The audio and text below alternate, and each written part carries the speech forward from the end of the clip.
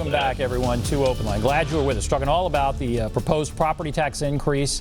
The mayor's budget calls for, the proposal is a 32% property tax increase. We're talking with Brad Rayson with SEIU. He's the president, and Steve Glover, councilman at large. He'll be voting on this budget. We have a whole bunch of calls. So let's go to, I'm going to go to Mona and then Taylor. But Mona, go right ahead. Okay. What's on your mind, Mona? Okay, I was calling because I was wondering why the property tax is so high since we had the NFL team down here last year, and we made so much off the taxes then. Okay, so we had the NFL draft last year. It was a huge success. We saw tons of people down here, and the question from Mona, I guess I'll give this to you, Councilman. Why? Well, you heard her question. What do you say? She's not going to be the only person thinking that. No, I think everybody should be thinking that. That, again, is one of the problems we had with the MCC, Music City Center. Look, I'm not blaming any one person. Collectively, this is where we are right now in the city. The problem is that we've not actually done it equitable as far as the way it should have been done. But that's where it is. The money came in, absolutely. Unfortunately, it just didn't go into the general operating budget for the city as a whole, yet we absorbed the majority of the expenses. And Brad, do you feel the same way? I mean, I know I've talked to both of you about your concerns about how we were spending the money that we were getting, but what do you think, I guess, about her question and just overall right now? Well, I think one of the things that is kind of confusing about this is how much money is actually available to the local government from things like having the NFL draft here. A lot of that money ends up going to the state. If it goes to the Music City Center, there's some restrictions on that. One of the other things that we've found is when we look at where we are today, we got to go back and look at 2008, and when a lot of the debt we had at the time under Mayor Dean was refinanced, so that now our debt service is catching up with us too. So we're not just paying for the present, we're paying for the sins of the past, and I think trying to avoid that is really important for us. But Mona, I sort of scratch my head sometimes about that too, but we have some restrictions in our government that really limit what we can do with some of that tax money. Right. Let's go to Taylor now. Taylor, hello. What's on your mind? Yes. Hi, Taylor. Good afternoon, gentlemen. Serious subject here with some crazy questions coming through the air, especially on this last one was a little confusing. I'd like to say we're in a mess, but everybody knows that. But Mr. Glover and the mayor, I am so pleased with, but this 32% goes way back beyond these gentlemen.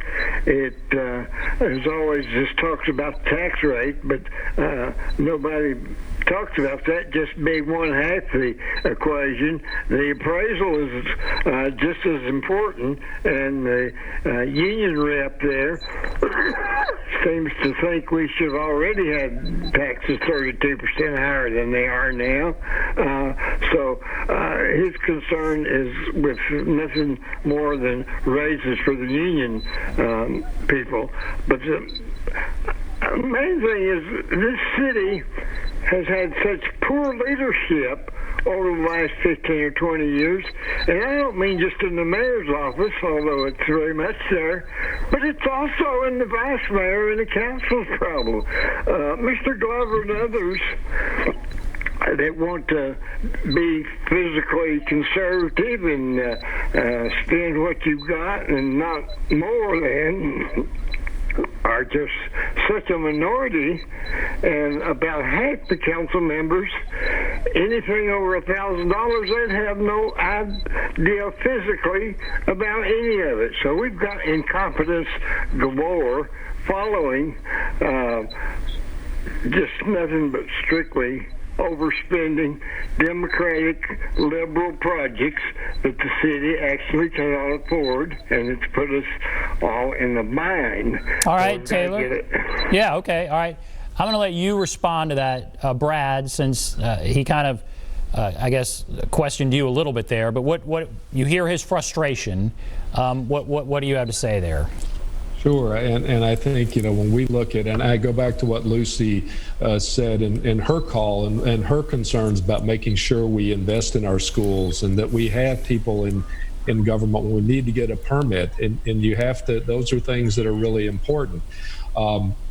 So I think it's not just about pay raises for employees, as deserving as they are of that, but there's other services and other investments we have to make in our community.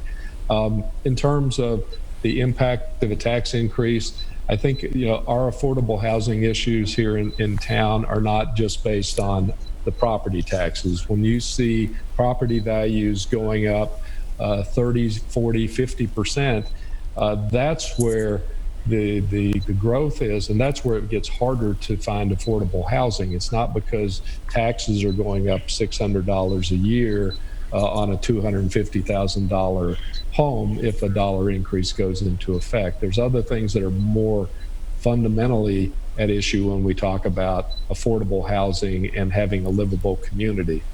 All right, let's go to Cody. Then I'm going to have Councilman Glover comment on Cody here. Cody, go right ahead. Yes, has a sales tax increase been mentioned, like surrounding counties are currently doing for fairness? Also, with this situation, is Metro planning, if they do increase taxes, property tax, to continue large capital projects such as a $10 million library or fire hall when it doesn't cost that much to do it? Interesting. Okay, sales tax increase, is that something that's being talked about? You're going to propose a budget, Councilman. Is that something that would be part of your budget? And yeah, and go ahead. I'm sorry, Ben. Go ahead. I'm sorry. No, and you heard the rest of us. Yeah, go ahead. Yeah.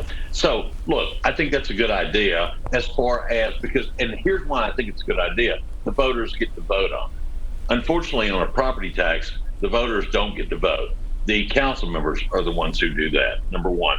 Number two, how does it compare to a property tax increase? It's really challenging, especially now, given the downturn in the economy. We go back to when we hit this before in 8, 9, and 10, when the economy really took a downturn. I was chair of budget and finance on the school board at that time. And, the sales tax is a very fluid number. Property taxes is a much more stable number as far as the whole.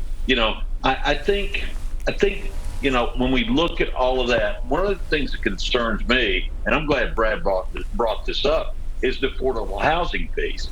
I don't know this to be an absolute fact. I'm working with realtors, I'm working with mortgage people and everything else as far as how property taxes affects buying power or selling power of your house, etc.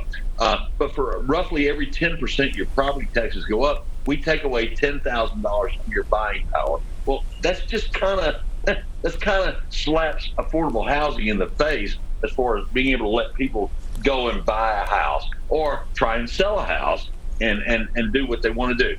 The one thing nobody's really talking about is what are rents going to do. We can't control that. So if property taxes went up 32%, will rent go up 32%?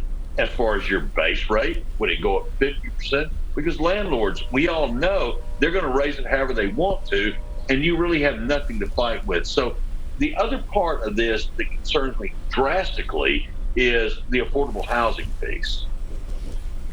Okay. All right. We have to take a break. We'll come back. Wesley, Laura, Don, hold on the line. We'll take a break. Be back right after this.